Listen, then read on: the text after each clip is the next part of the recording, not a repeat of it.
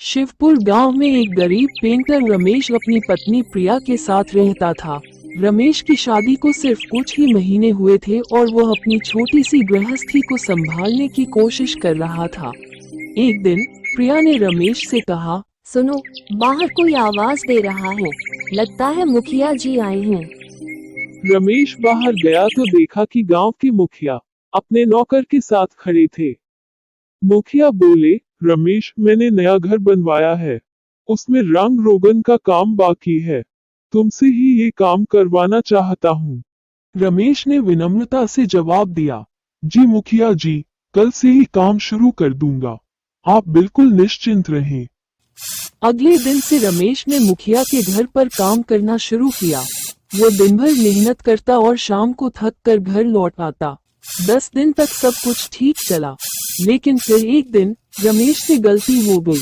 उसने एक कमरे में गलत रंग कर दिया। जब मुखिया की पत्नी किरण को ये बात पता चली, तो उसने रमेश पर गुस्सा करना शुरू कर दिया। तुम जैसे नौसिखिए को काम पर रखना ही मेरी गलती थी। किरण ने चिल्लाते हुए कहा। रमेश ने हाथ जोड़कर माफी मांगी। मालकिन, मुझसे गलती हो गई, मैं इसे ठीक कर दूंगा, कृपया गुस्सा मत कीजिए। लेकिन किरण ने उसे धक्का दे दिया। रमेश पास रखी मेज से टकराया और उसका सिर बुरी तरह चोटिल हो गया। वो वहीं गिर पड़ा और उसकी मौत हो गई। मुखिया ने पूरे गांव में ये झूठ फैला दिया कि रमेश काम करते समय सीढ़ियों से गिर गया था। इधर रमेश की पत्नी प्रिया गर्भवती थी। अपने पति की मौत की खबर सुनकर वो टूट गई। उसने विलाप करते हुए कहा, भगवान, आपने मुझसे सब छीन लिया।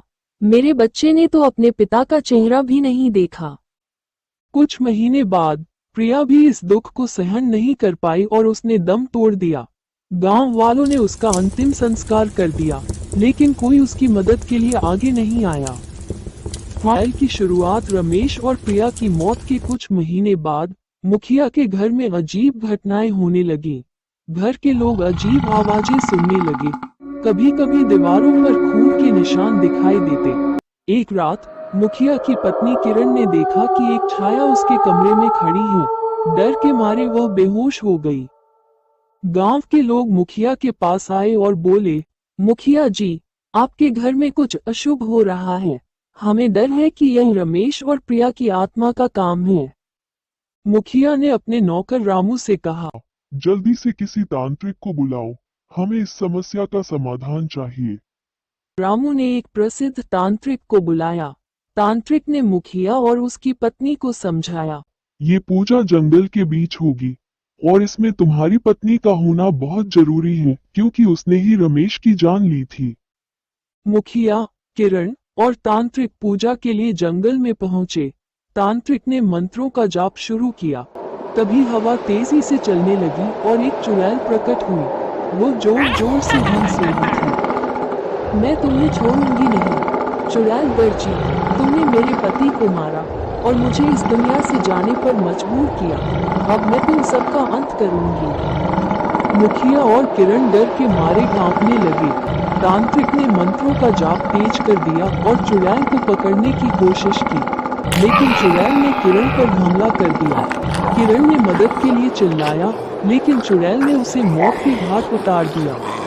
फिर तांत्रिक ने अपनी पूरी ताकत लगाकर चुड़ैल को एक बोतल में बंद कर दिया। चुड़ैल की आत्मा जोर से चिल्लाई, मुझे न्याय चाहिए, मेरे पति के हत्यारों को सजा दो। तांत्रिक बोला, तुम्हें न्याय मिल चुका है, अब तुम्हारी आत्मा को मुक्ति मिलेगी। इतना कहते ही चुड़ैल का शरीर भस्म हो गया और उसकी आत्मा स्वर्ग की ओर चली गई। तांत्रिक ने मुखिया से कहा, तुम्हें भी अपने पापों का प्रायश्चित करना होगा, वरना तुम्हारी आत्मा भी चैन से नहीं रहेगी। मुखिया ने अपने किए पर पछतावा किया, लेकिन ये पछतावा अब बेकार था। गांव में रमेश और प्रिया की कहानी हमेशा के लिए याद की जाती रही और मुखिया के घर को चुड़ैल वाला घर कहकर लोग डरने लगे।